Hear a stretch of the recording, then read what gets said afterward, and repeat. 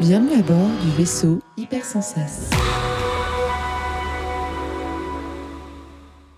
Bonjour et bienvenue dans le Défaussé, votre émission sur jeux de société, jeux de cartes, jeux à jouer en tout genre. Ce soir, c'est moi, Sam, qui vous présente. Et pour ce faire, je ne suis pas tout seul. Je suis accompagné, comme d'habitude, d'Alex. Salut Alex. Hello. Et de Zéphiriel. Salut Zéph. Bonsoir. Mais ce soir, nous ne serons pas que trois pour jouer. Non, nous avons un invité et pas des moindres. Nous accueillons ce soir Théo Rivière. Bonjour Théo. Et salut à vous trois. Alors, est-ce que tu as envie de te présenter rapidement, Théo? Qui es-tu? Je peux me présenter rapidement parce que en plus, je suis tellement content d'être là. Là, on le voit pas parce que c'est à l'audio, mais je suis plein de sourires et de bonheur d'enregistrer cette émission. Même si j'aimerais qu'on soit autour d'une vraie table comme c'était prévu depuis fort longtemps, mais c'est cool de le faire à ma distance. Plaisir partagé, je pense, parce que c'est vrai qu'on parle de t'avoir dans l'émission depuis facile. Je crois que ça fait pile poil un an en fait, puisque ça date de Cannes. Ouais, ce que j'allais dire, Ouais. Ça fait un peu plus d'un an. Ouais. Donc il y a Exactement. Cannes, le dernier Cannes qu'il y a eu en physique, quoi. Et donc, si je dois me présenter, je m'appelle Théo Rivière. Je suis auteur de jeux à temps plein depuis 3 ans maintenant. J'habite à Bruxelles. Souvent, je dis que j'habite à Bruxelles. Je sais pas pourquoi. Comme ça fait une info supplémentaire. Et en parallèle de mon métier d'auteur de jeux, j'ai cofondé la Team Kaedama, qui est un groupement d'auteurs avec Antoine Boza, Ludovic Maublanc et Corentin Lebras, avec lequel on fait des jeux de commande et on a des prestations de développement pour les éditeurs qui en ont envie et besoin. Super. Et avant de poser d'autres questions, de quoi tu vas nous parler aujourd'hui? Aujourd'hui, on va papoter de dinosaures, de parcs zoologiques, de rivières, de T-Rex et de D, puisqu'on va parler de Draftosaurus. Allez, c'est parti!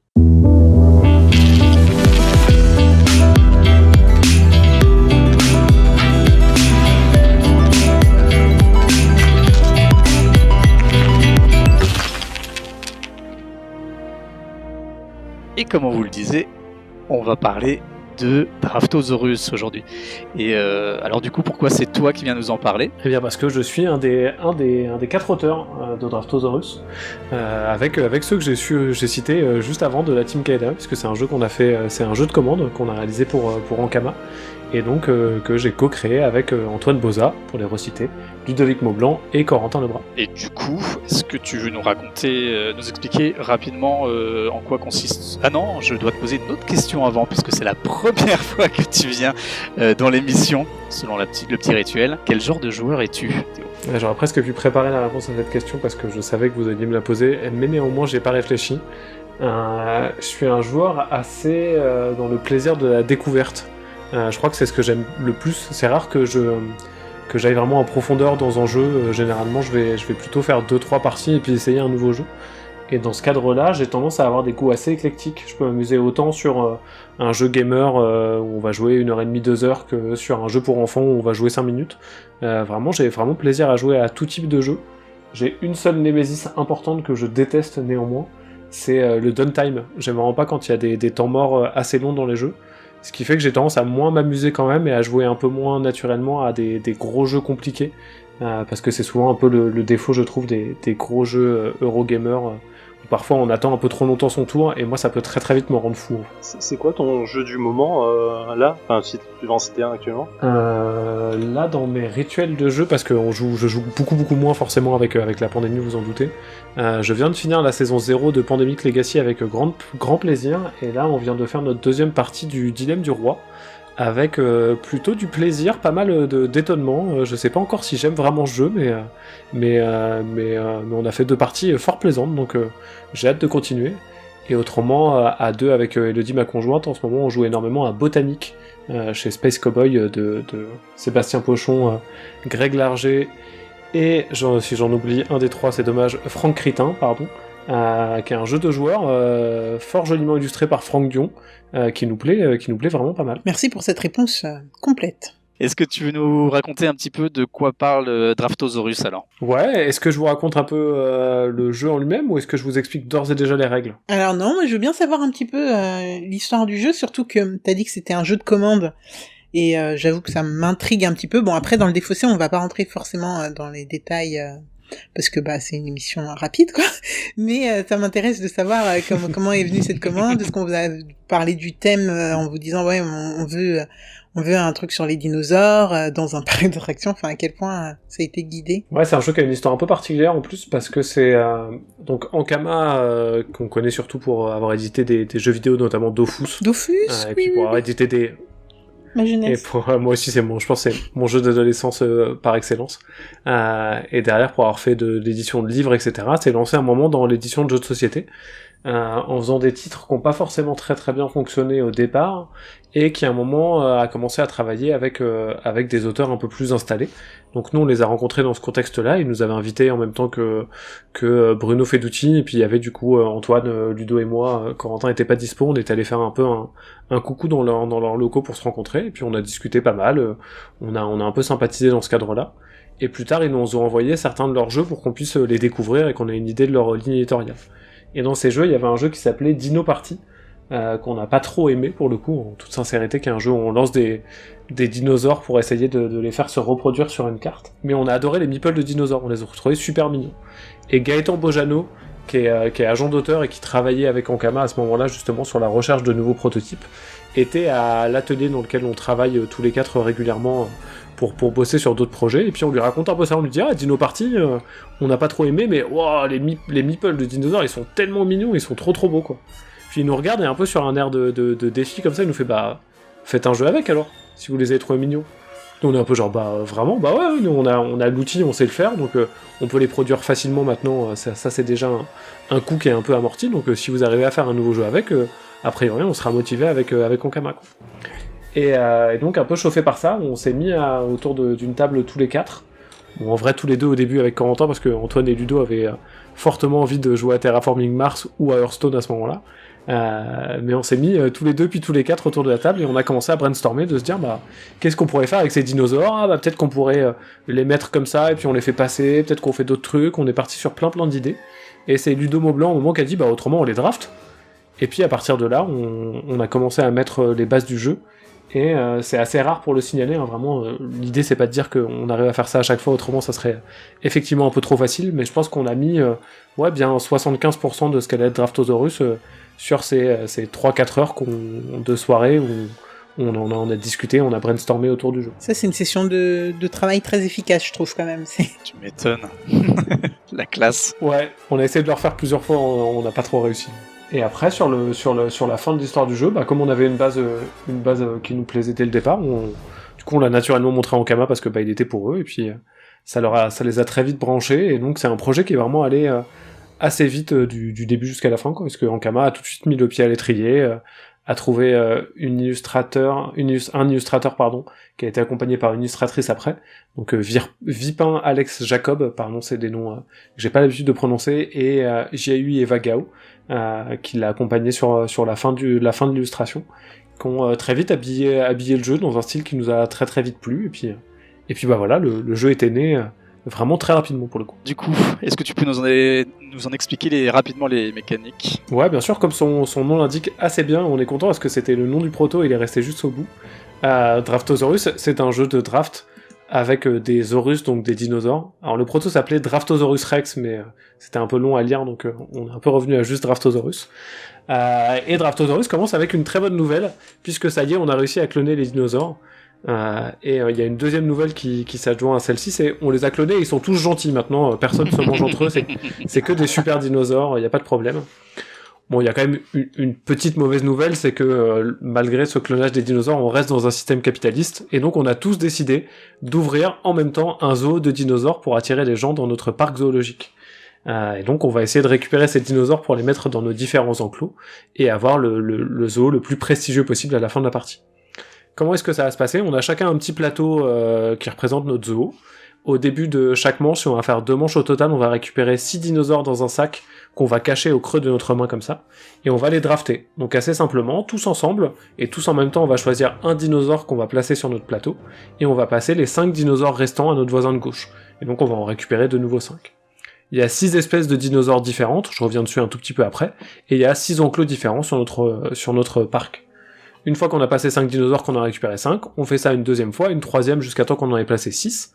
À ce moment-là, on reprend de nouveau 6 dinosaures dans le sac, et même si les dinos ont des petites formes un peu sympas, on les tâte pas dans le sac, on les prend au hasard. Et on fait un deuxième tour de draft dans le même sens, toujours en envoyant vers notre voisin de gauche, pour avoir un total de 12 dinosaures dans notre parc. À ce moment-là, on a tous 12 dinos, et on compte simplement les points. Sur la manière dont on va scorer les dinosaures, on a 6 enclos différents que je peux vous décrire. Je sais pas si d'ailleurs vous trois vous avez joué, si jamais c'est pas le cas. Si vous avez un plateau sous les yeux, ça peut vous aider à bien vous repérer sur les enclos que je vais expliquer. Qui a pas joué du coup? Moi, j'ai jamais joué. Moi, j'y ai jamais joué. Ah bon? Non. Ah, parfait. Alors moi je t'avouerai un truc, Théo, c'est mon jeu de confinement. J'ai déjà joué en physique, mais il y a fort longtemps. Et début du troisième, on est à combien? Ouais, du troisième ou peut-être deuxième On est à confinement, combien? je sais même plus en fait. Non mais je sais pas, j'ai eu une grosse période Draftosaurus. Bon, entre temps il s'est fait un peu détrôner, je t'avouerai. mais dès que j'avais 2 secondes, je lançais une partie sur BGA, c'était n'importe quoi, c'était la folie. Bon, la vraie question c'est qui l'a détrôné quoi. Ah, tu veux vraiment savoir? Ah bah bien sûr. Chakra, mais en plus je le dis dans les émissions. Chakra, et après, celui qui est venu détrôner après Chakra, c'est Red Road Inc. Ah, j'ai pas joué à Red Rolling, j'aimerais bien y jouer, il paraît que c'est chouette. Bah écoute, tu me pingues et on se fait ça. À l'occasion, avec plaisir. Dès que j'ai un peu de temps, une petite partie pour voir, grave. Donc Sam, Zef, est-ce que vous avez un plateau sous les yeux? Je vais aller voir sur Google Images. Il y a 2 côtés, un côté hiver et un côté été. On va jouer côté été parce que c'est le plus simple. Le côté hiver, il est un peu advanced quand on a l'habitude. Alors ça reste simple dans tous les cas, mais c'est quand même le côté plutôt pour la deuxième partie que pour la première. Donc vous voyez qu'il y a 6 différents enclos. On va commencer par celui qui est en haut à gauche. C'est la forêt des similaires. Dans la forêt des similaires, c'est facile, faut mettre que des dinosaures de la même espèce. Une fois qu'on a mis un dinosaure, par exemple, on a mis un stégosaure, on peut mettre plus que des stégosaures dans la forêt des similaires. Et à la fin, en fonction du nombre de dinos qu'on a mis, on marquera plus ou moins de points. Jusqu'à 24 si on a réussi à en mettre 6. On peut faire des blagues ou pas sur les noms des dinosaures? Parce que le stégosaure, je me demande si c'est pas un McDo à côté, quoi. Tu vois. Tu peux tout à fait faire des blagues sur les noms des dinosaures, ça marche très bien. Y en a qui sont plus faciles à faire que d'autres, parce que le Parasaurolophus a moins de blagues généralement que le T-Rex par exemple. Tu lui as lancé un défi là en fait. Ouais, c'est clair. Si vous regardez le premier enclos qui est dans la zone un peu marron, qui est la plaine, qui a un symbole différent, c'est le deuxième que j'explique généralement parce qu'il est assez similaire. En fait, c'est le même, mais en pas pareil. Et là, il faut mettre que des dinos différents.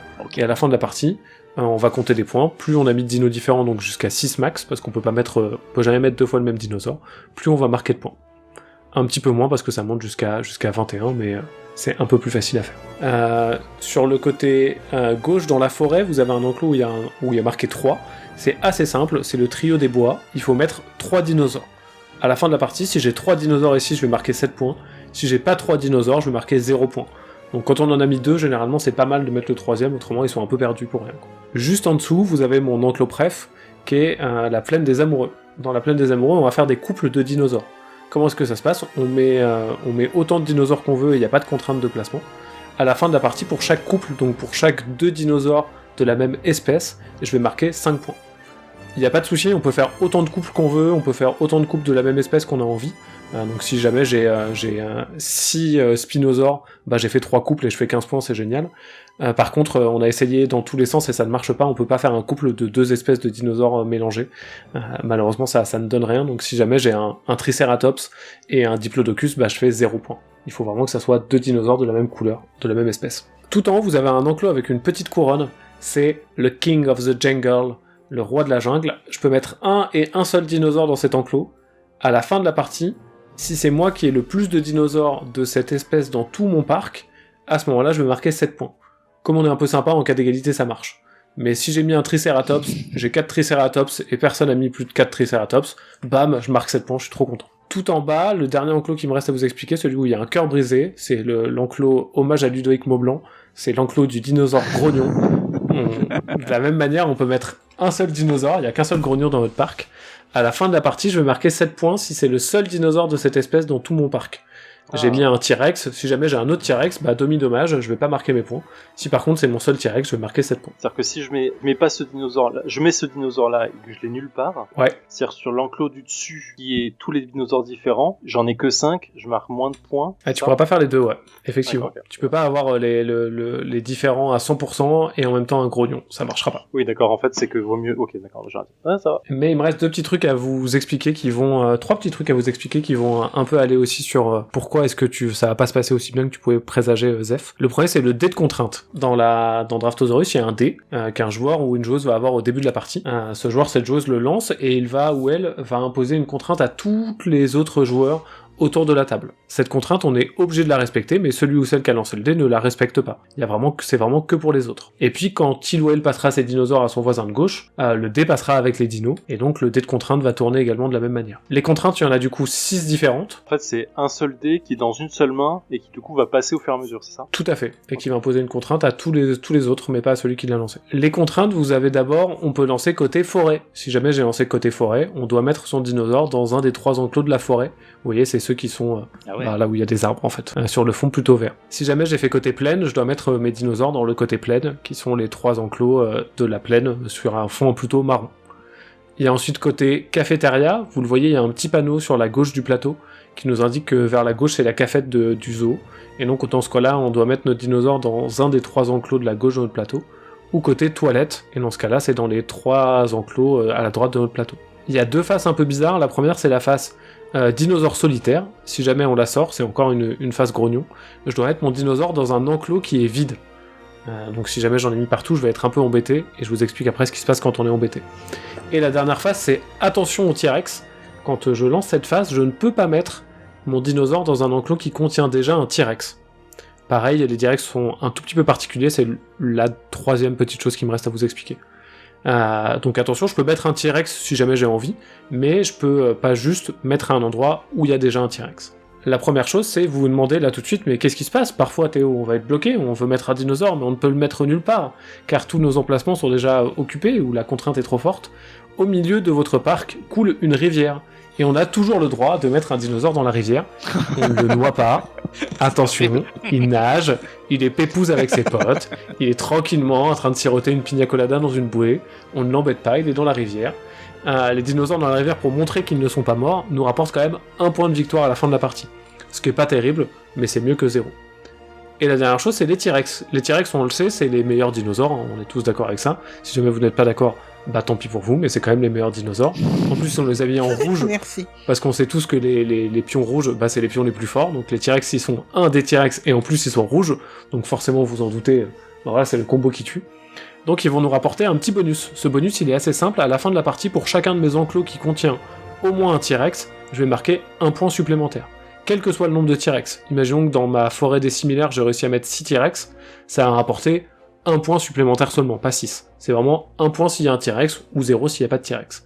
Mais en contrepartie, ils ont ce petit défaut de des fois le dé va nous embêter parce que, attention, on pourra pas le mettre avec un T-Rex. Je crois que je vous ai tous dit, sauf le tiebreaker en cas d'égalité, mais ça va. Là, t'as fait tous les cas de figure, t'as tout fait, même les règles, on est prêt à... C'est pas souvent dans le défaussé, on est prêt à jouer.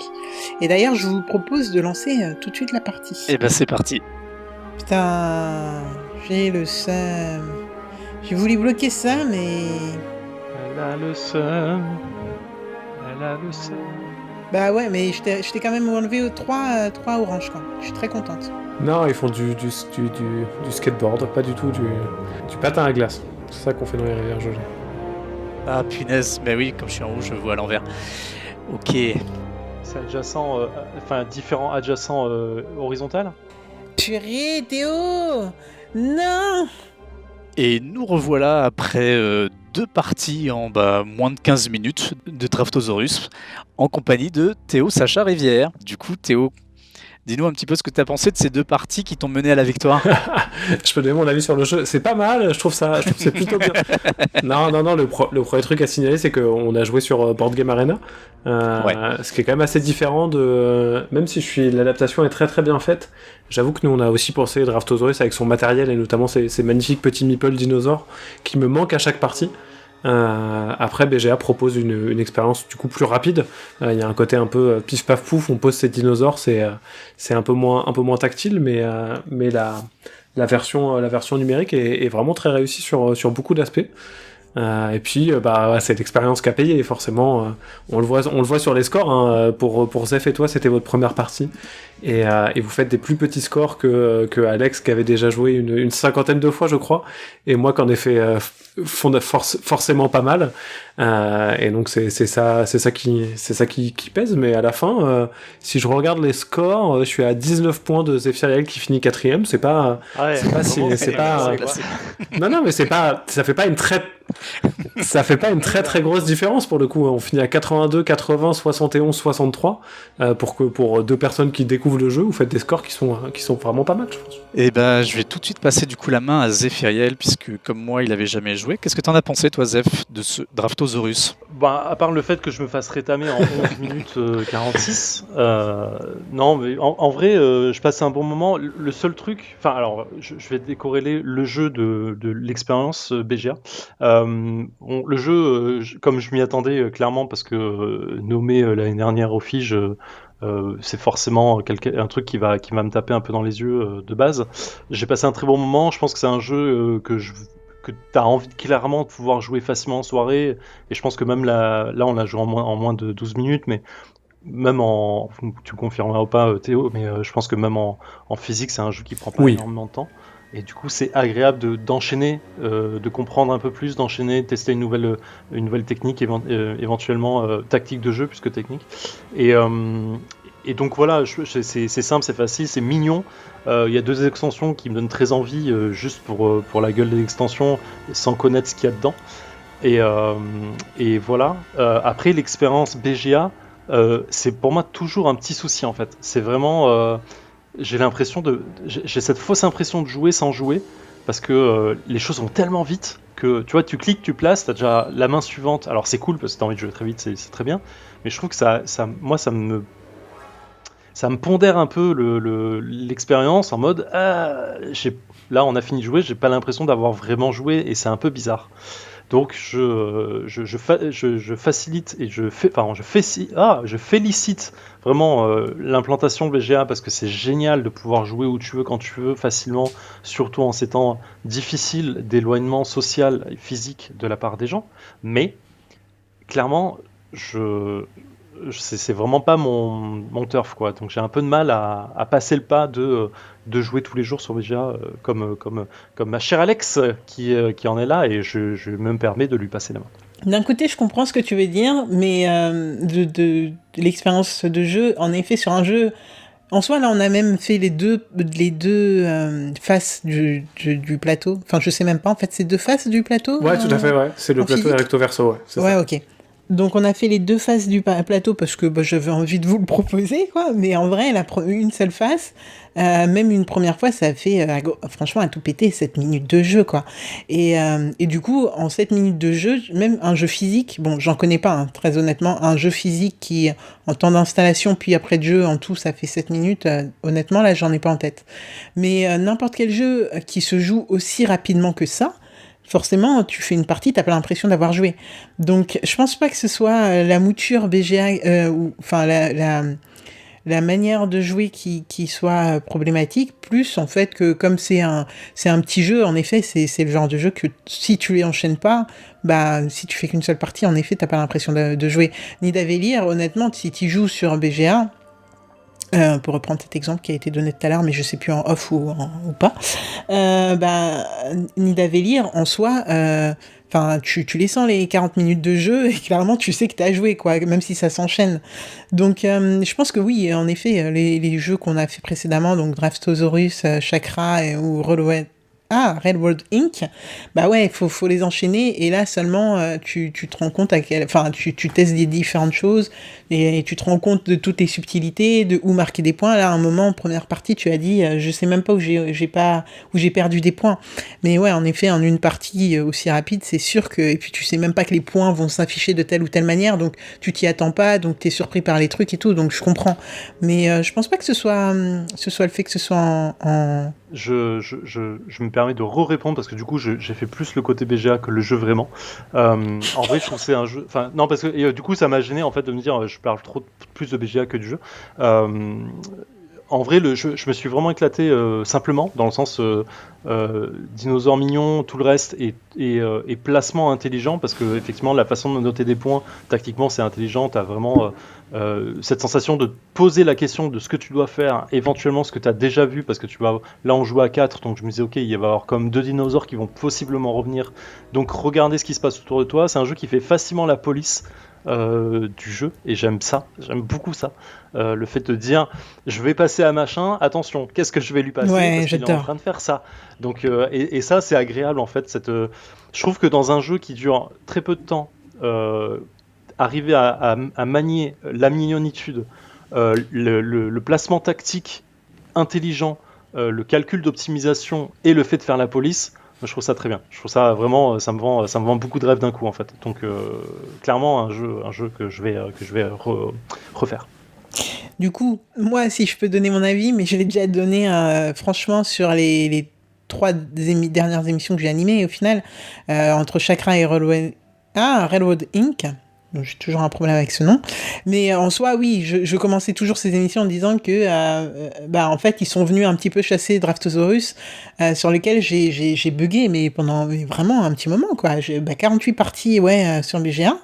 Je les enchaîne, et en fait mine de rien maintenant je fais l'effort de fermer carrément mes onglets BGA, parce qu'en fait je peux faire ça mais en faisant tout et n'importe quoi. Je peux faire en mangeant pendant mes réunions des fois, enfin vraiment je peux faire ça au téléphone, enfin, et c'était devenu un automatisme dès que j'avais un truc parce que mine de rien c'est un jeu comme les 2 autres jeux dont je parle depuis tout à l'heure, qui font que j'ai un espace de cerveau disponible pour faire d'autres trucs en même temps, et du coup c'est devenu vraiment une habitude, et un petit peu je retrouve un petit peu la même sensation que j'ai quand je joue à Race for the Galaxy sur mon mobile, ou je sais pas, ou peut-être à l'époque quand je jouais à Candy Crush en même temps. Enfin vraiment c'est le genre de truc que tu fais en même temps qu'autre chose, et tu kiffes, et tu testes différentes stratégies, et c'est rapide, et voilà. Donc non, moi, et vraiment, c'est clairement pas parce que t'es là, Théo, là, il y a qu'à réécouter les autres émissions, et clairement,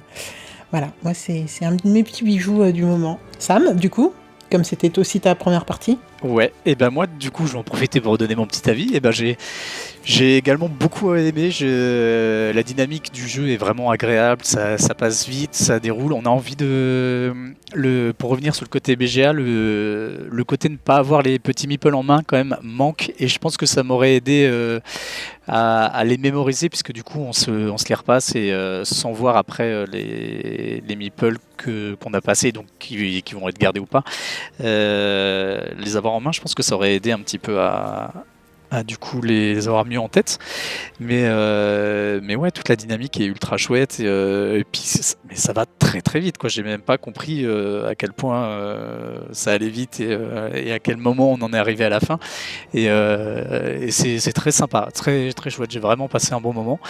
On a eu le temps d'en faire 2 parties, comme on le disait, c'est chouette, et je voyais sur la boîte que c'est indiqué à partir de 8 ans et plus, et clairement je pense que c'est le genre de jeu, d'ici un an je l'achète pour jouer avec mon fils, et je pense qu'on s'amusera bien, et je l'imagine déjà se marrer à l'idée de refiler des petits dinosaures qui lui conviennent pas, et essayer de bloquer son père ou sa mère, et non, très très très envie de retester et d'y rejouer.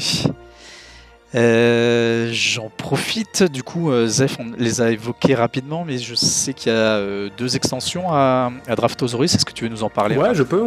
Alors, ces 2 extensions qu'on a sorties en même temps, on n'avait pas envie de faire une extension avec des modules, donc on se dit, tiens, on va sortir 2 petites extensions plutôt qu'en sortir une grande avec plein de trucs. Il y en a une qui rajoute des plésiosaures, qui sont des dinosaures aquatiques. Donc pas vraiment des dinosaures, mais on va dire que c'est des dinos parce que c'est plus cool. En pratique, ça rajoute une petite extension de plateau qui va en dessous du plateau, qui prolonge la rivière. Quand on récupère des plésiosaures, ils vont dans la rivière, et selon quelques petites contraintes dans lesquelles je rentre pas dans les détails, ils vont avancer sur ce bras de rivière pour marquer plus ou moins de points à la fin de la partie. Donc il faut essayer de les récupérer suffisamment tôt pour ensuite les faire avancer et nous faire scorer plus de points. Et on a une extension Aerial Show qui introduit des ptérodactyles, donc des dinosaures volants.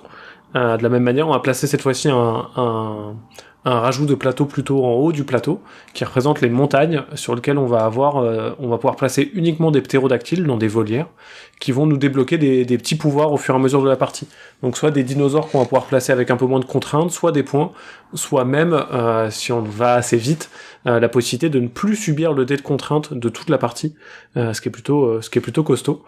Les deux extensions se combinent, on peut jouer avec tout à la fois, ça fait beaucoup de choses, mais ça marche assez bien, sachant qu'avec l'extension maritime, donc Marina, on draft un dinosaure de plus par manche, donc on en a 14 au total, ce qui fait aussi des plus gros scores et une impression d'avoir fait encore plus de petits trucs, quoi. Et du coup, des parties un peu plus longues, je suppose. Un petit peu, mais comme généralement t'as un peu l'habitude quand tu joues avec, pas tant que ça pour le coup, ça doit rajouter 2-3 minutes je pense au global. Je sais pas si un de mes petits camarades veut rajouter quelque chose. Non, là, c'était bien complet. Je Ouais, pense merci qu'on en fait le tout, tour, ouais. en tout cas. Merci Théo. énormément. Théo, pour ces explications à la fois rapides et très très claires, et puis nous avoir présenté ton jeu. Bah non, merci à vous pour l'invite et puis pour vos gentils mots, ça rebooste bien et puis c'est toujours un plaisir de discuter avec vous, donc merci à vous, vraiment. Et avec grand plaisir. J'en profite pour rappeler rapidement que nous sommes sur les différents réseaux sociaux, Twitter, Facebook, Instagram. Vous pouvez nous y suivre, voir un petit peu nos petits jeux, les nouvelles émissions. Voilà, sur ce, je crois qu'on en a fini pour aujourd'hui. Exact, on se retrouve la semaine prochaine. Absolument. Et ZF, Alex, à la semaine prochaine. Et puis Théo, à la prochaine. À bientôt, avec plaisir. Allez, Ciao. bisous. Jouez bien.